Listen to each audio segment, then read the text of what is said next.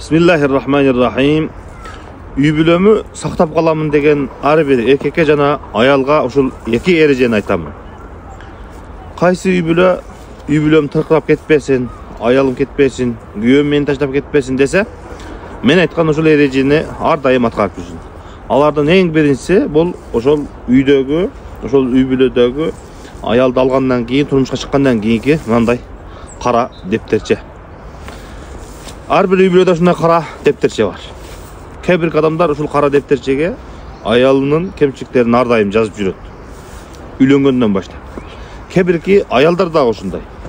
Күйөөсүнө турмушка чыккандан кийин ар дайым күйөөсүнүн кемчиликтерин ушундай кара дептерге жазып жүрөт. Эгерде ушул кара дептер ар дайым жанында жүрүп, 10 жылдан кийин, 20 жылдан кийин, 5 жылдан кийин, 5, 6, 10 балалы болгондон кийин деле ушул кара тетрадь жанында кемчиликтердин бардыгы ушул жерде сакталып турган болсо, анда ал үй бүлө эч качан алдыга карап, ошол өмүрдүн аягына чейин бактылуулукта, ынтымакта, биргеликте кете албайт. Эмне дегенде инсандын жүрөгү ал нерсени көтөрө албайт.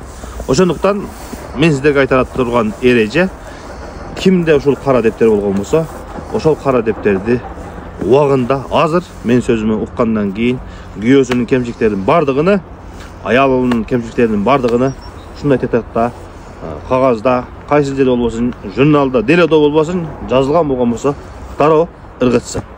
Андан кийин ошол кеткен кемчиликтерге, айтылган сөздөргө, кылынган мамилелерге кайрадан кайтып келбесин. Ошол ыргытылган бойдон, өттөргөн бойдон кемчиликтин баары кетсин, күн сайын жаңы баракты ачып турсун деп айтат элем. Бул биринчи эреже. Экинчиси, Алла Таалам Кур'ан-ы Керимде айткандай, силер кечирбейсиңерби, Алла Таала силерди кечиришини жакшы көрбөйсүңөрбү деген аяттын мааниси бар. Силер Алла Таала кечиришин жакшы көрбөйсүңөрбү дейт. Эгерде кимде ким Алла Таала анын кемчиликтерин, күнөөлөрүн, адашкандыгын кечиришти каалаган болсо, анда ал адам өзүнүн аялын кечирсин, ал аял өзүнүн күйөөсүн кечирсин, баласын кечирсин, ошондо анын жүрөгү тынч, бактылуу жашайт. Демек экинчи эреже кечиримдүүлүк. Жөнөкөй эле кечирип коюу эле кайрадан ошол нерсени сактап коюу эмес. Ошол нерсени кечиргенден кийин чын жүрөктөн чыгарып таштоо. Алла Таалам ар бир үй бүлөгө ушул эки эрежени аткарганга мүмкүнчүлүк берсин. Алла Таалам ар бир үй бүлөнү сактап калсын.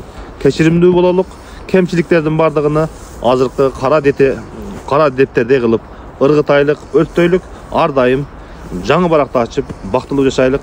Алла Таалам ар бир үй бүлөгө бактылуулук берсин.